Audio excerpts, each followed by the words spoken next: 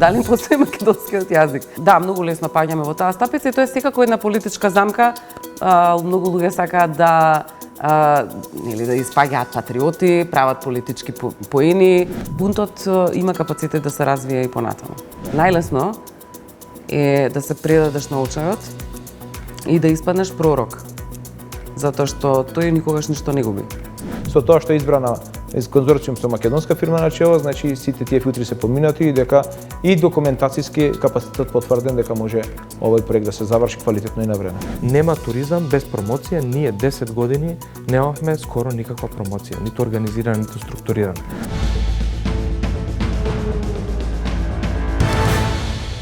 Добро вечер, гледате ново издание на ТВ магазинот Трилинг. Пишан збор, чкртки, осмица. Не одам никаде. Мојот маж, Тони. Раскази, драматизација, роман.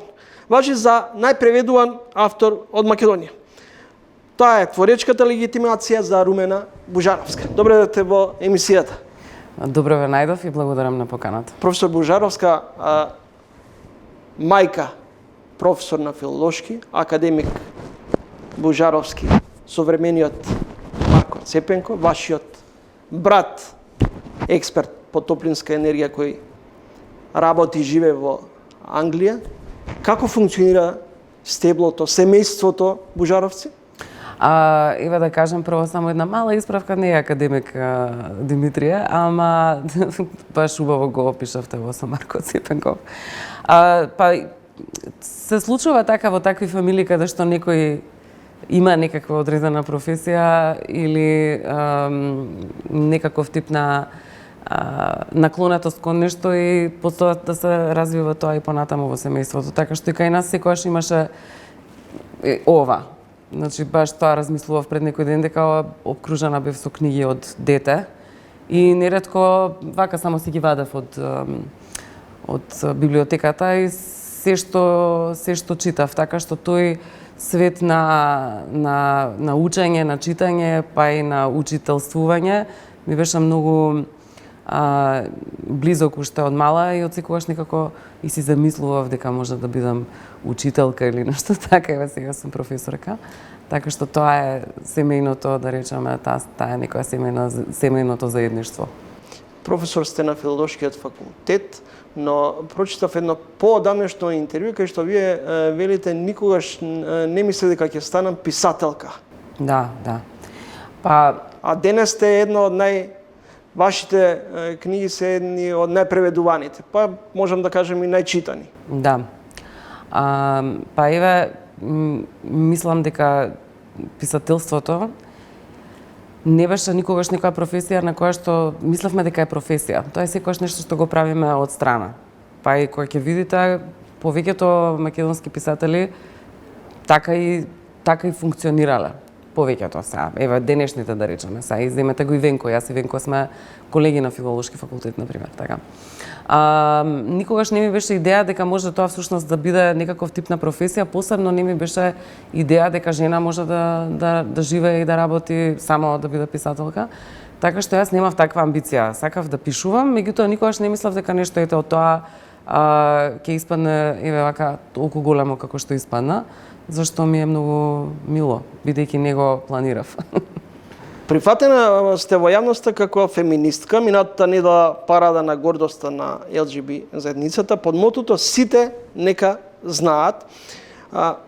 Дали сме во најригидното шовинистичко време?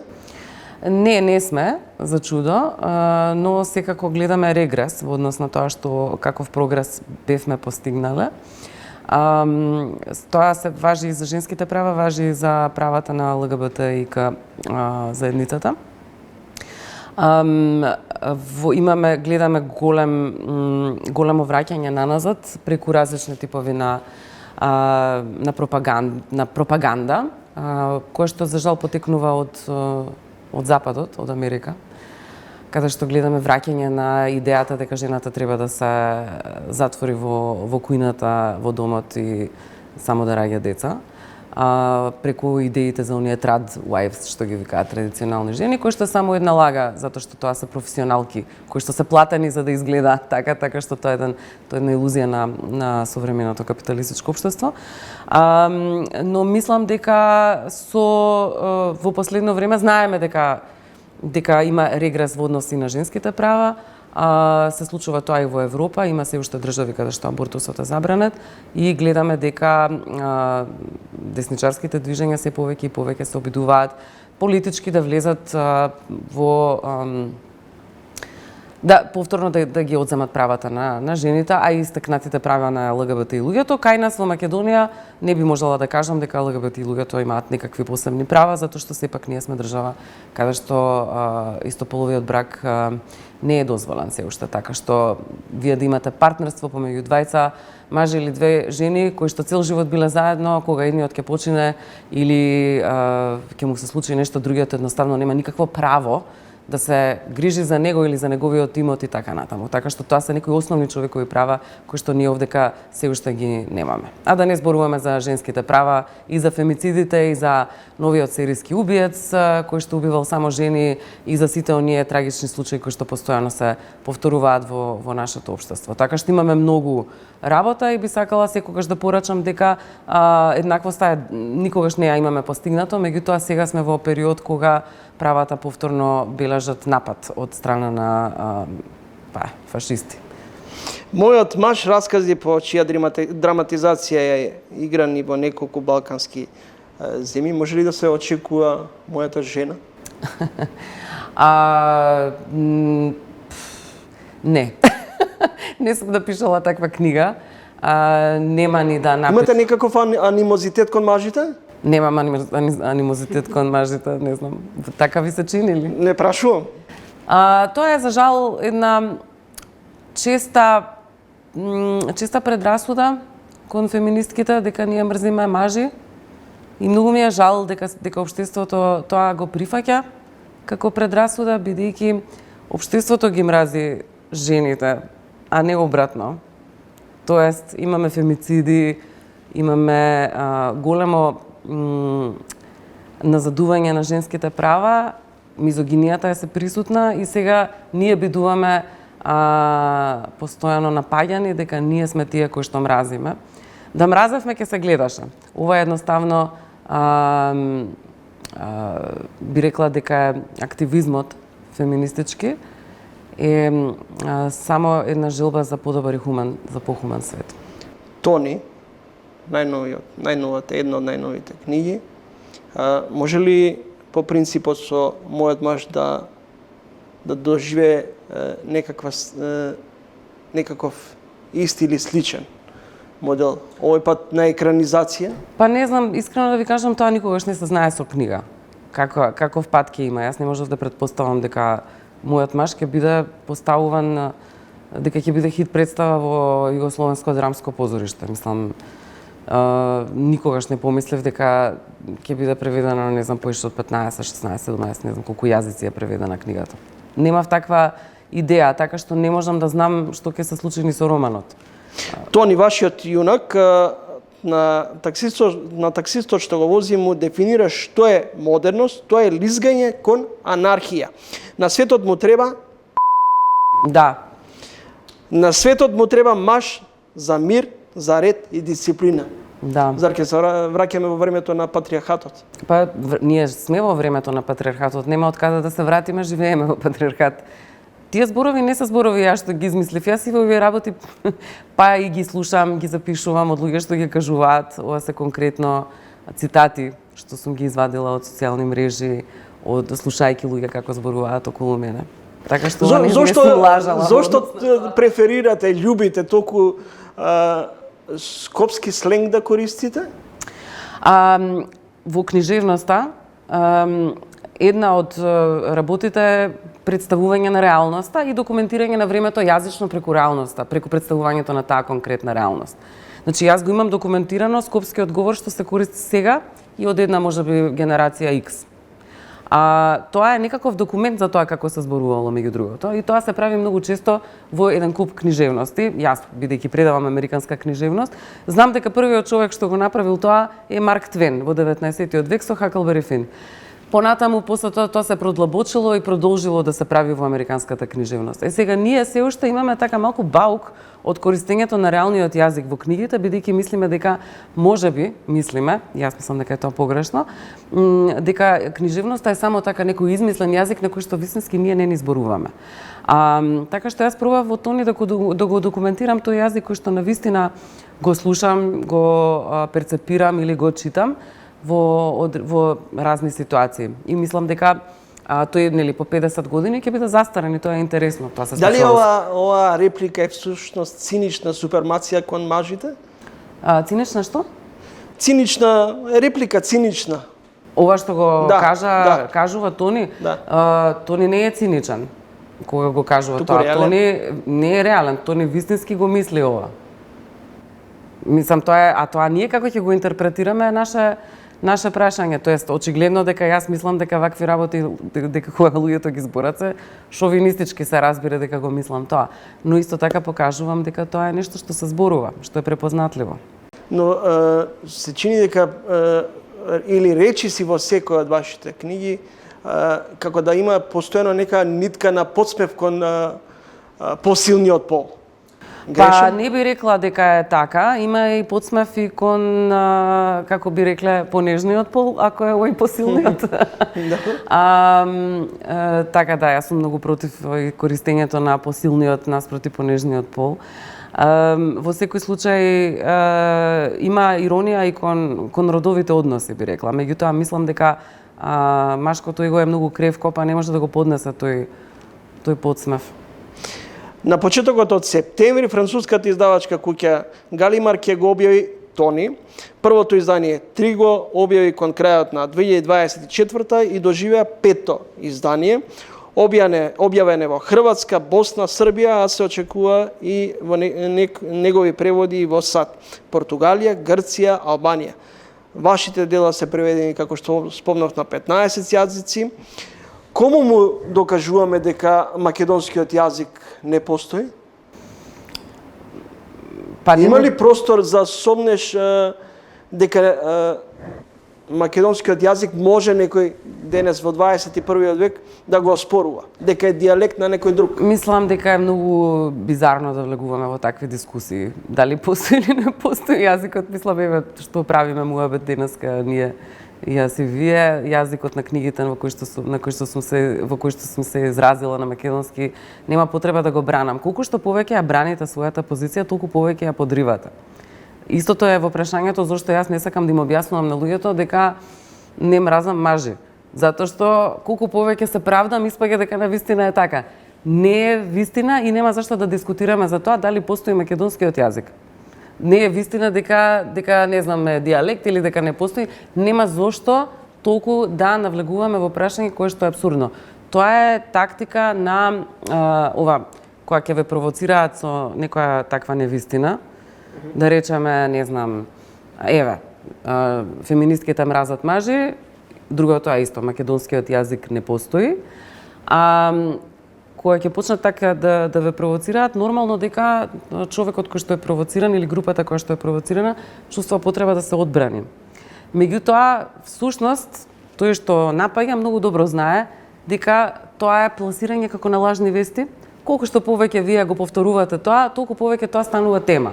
Лесно паѓаме во стапиците? Па очигледно, бидејќи цело време за тоа правиме муабет. Дали постои македонскиот јазик? Мислам дека треба малку посериозна. Мислам, тоа е глупост да разговарам. Не сакам да разговарам на тоа прашање, за тоа прашање. Тоа е како, не знам, да ме праша некој дали имам нос. Сега јас да се расправам со некој имам ли нос или немам нос, еве го, тука е. Така што, да, многу лесно паѓаме во таа стапица и тоа е секако една политичка замка. Многу луѓе сакаат да испаѓаат патриоти, прават политички поени на тие прашања, прават политички поени секако и други држави на тие прашања. Така што јас би го сменила малку дискурсот наместо одбрана во некаква прослава. во повеќе инвестирање во тоа што го работиме, отколку во одбрана. Одбраната апсолутно, одбраната кон глупост не функционира. Го злоупотребуваме,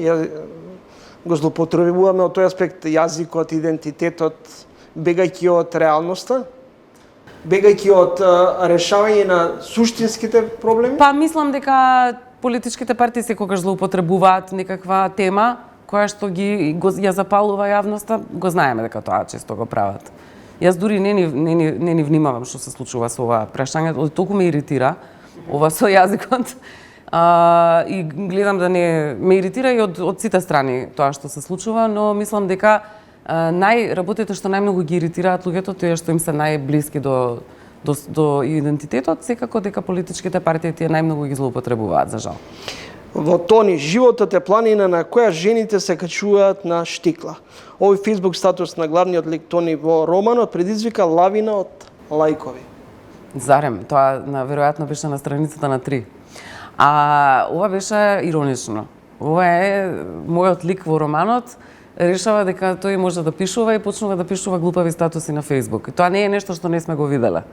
Луѓе кои што сметаат дека можат пишуваат мудрости и такви некои работи, мојот лик тоа го прави и мисли дека кој знае што кажал, бидејќи кажал дека животот е планина.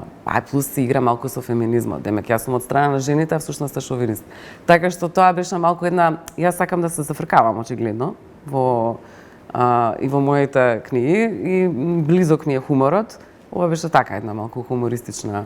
Кога велите дека сакате да се зафркавате, Да. колку ми сметате дека на граѓани им е до смеење? Па мислам дека секој сака да се смее. Хуморот е дел од нашето живење. Ако не се смееме, нема радост во животот. Така што тоа е исто така начин како да се справиме со некои проблеми, исто така како да критикуваме. Така што хуморот е многу битен. Во едно ваше ТВ интервју во Србија велите светот е растргнат меѓу осаменоста и фашисоидноста. Дали е тоа идеално за бунт или за всадување страф и манипулација со луѓето? Не се сеќавам сега во кој контекст сум го кажала тоа, меѓутоа има многу причини зошто луѓето се полнат со страф во денешно време. Прво, би рекла дека ова што се случува со манипулацијата на социјалните мрежи и со се поголемото онеписменување на луѓето, станува многу голем проблем во општеството и од таму произлегуваат потоа и таа осаменоста во која што ти сам функционираш и не се гледаш со луѓето, не стануваш дел од едно општество и се разбира овие нови фашистички трендови кои што ги гледаме како растат низ цел свет се придонесуваат кон една. Колку денеска сме бунтовни? Колку кај нас работи рациото, а не емоцијата?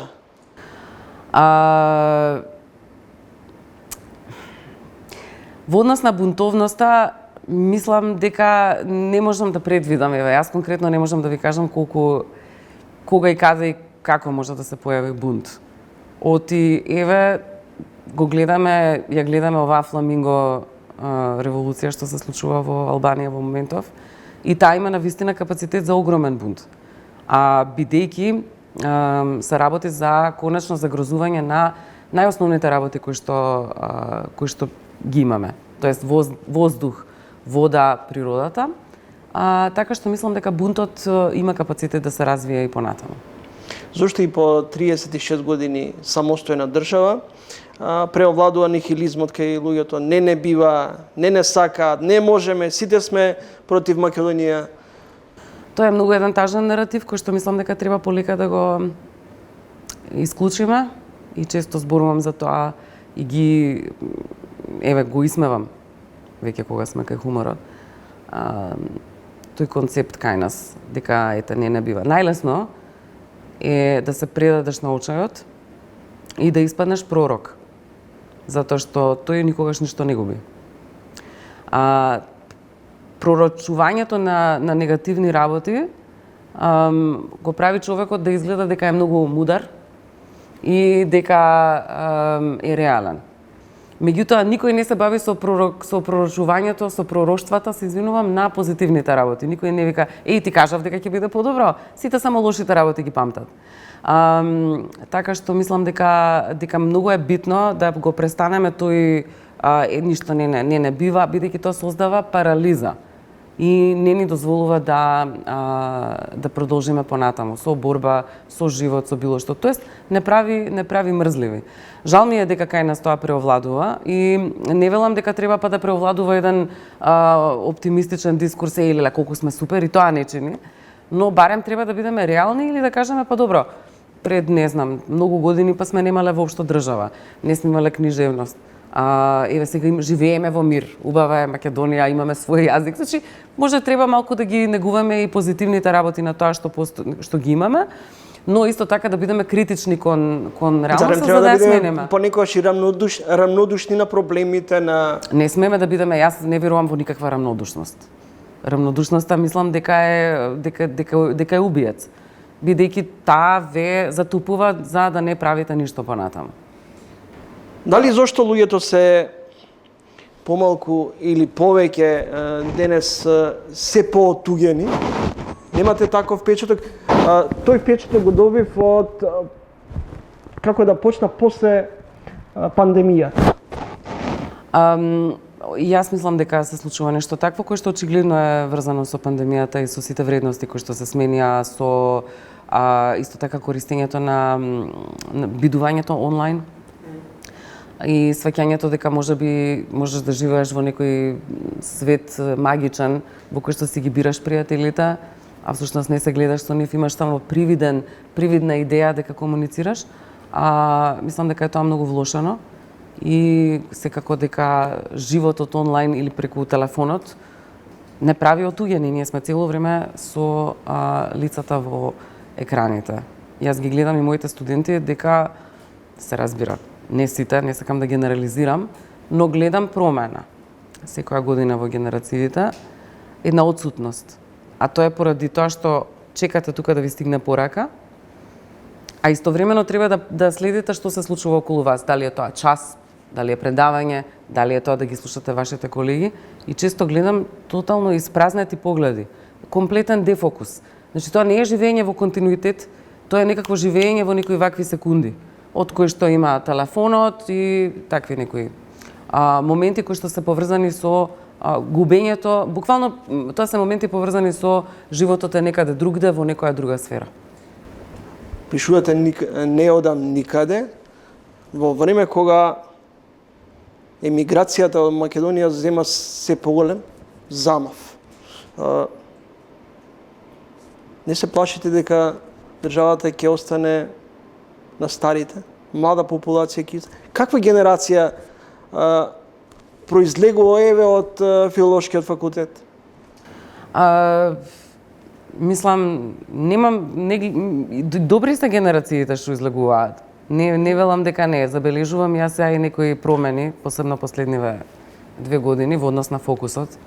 И дури еве и некоја, стварно би рекла некоја па и неписменост, која што е поврзана исто со комуникацијата на англиски јазик, па и преку куцкањето, значи неможност, неразвивање на помалку читање, помалку пишување.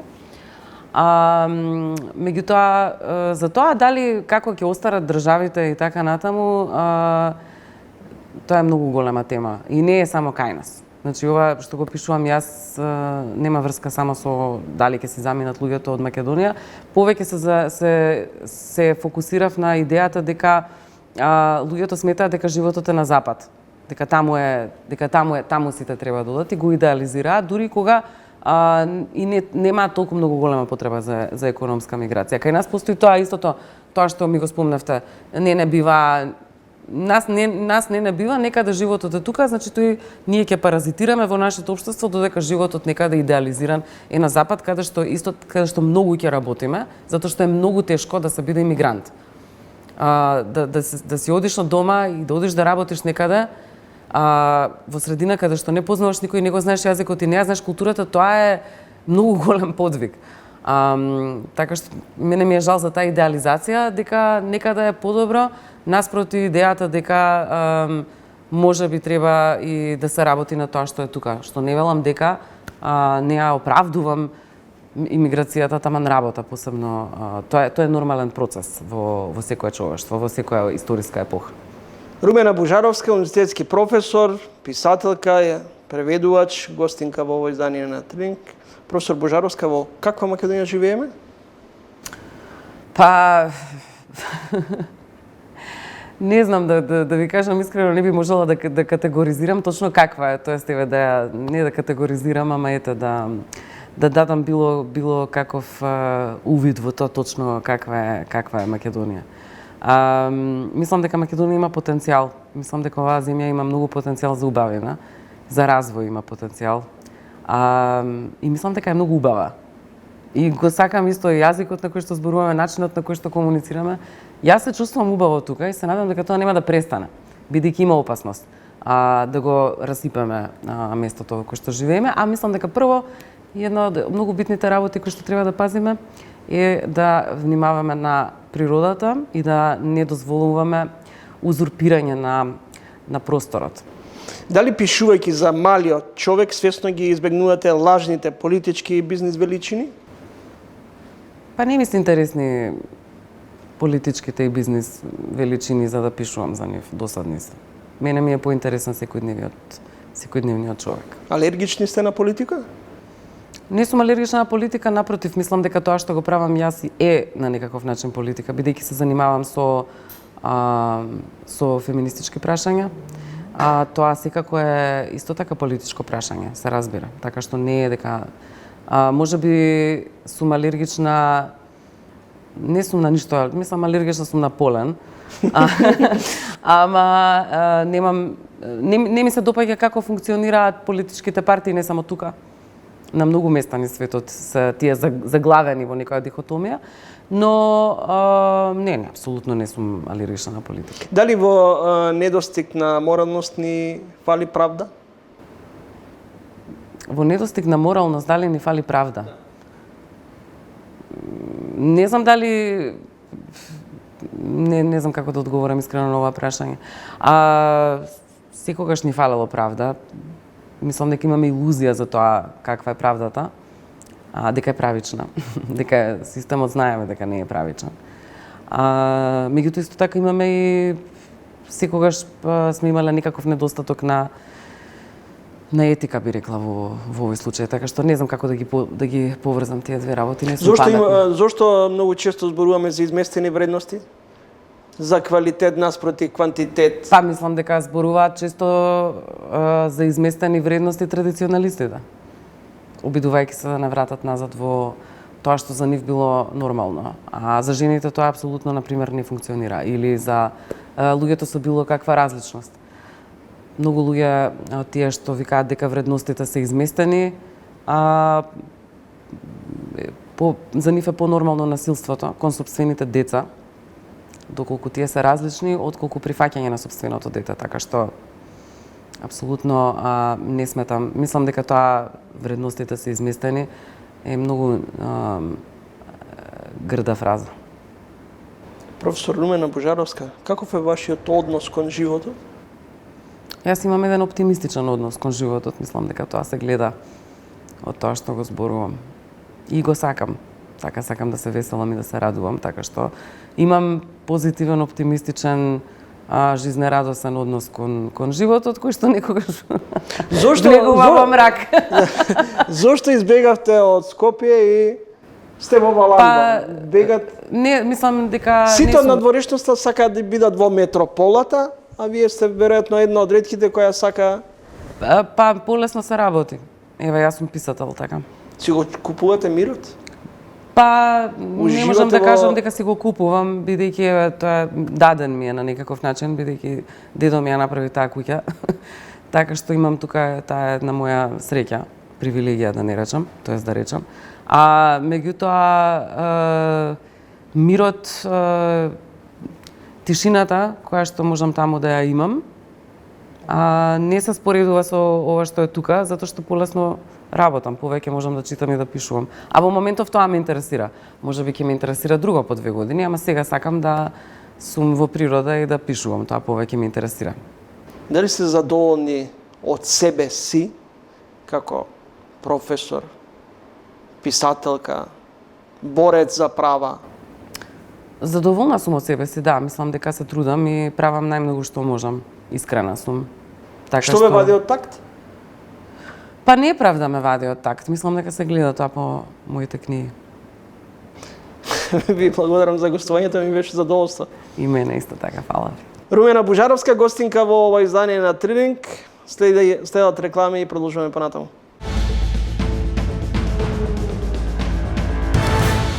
Проектот е захтевен, проектот има повод трасата е предвидена да биде со тунели. Другиот дел има голем број на мостови, виадукти, провози, 40 објекти од бетон што треба да се изградат, така да голем ќе биде предизвикот пред конзорциумот предводен од Гранит, но голема ќе биде и задоволството кога ќе се направи, кога ќе биде тоа и квалитетен проект, кој ќе биде проект кој што ќе служи на населението долги години.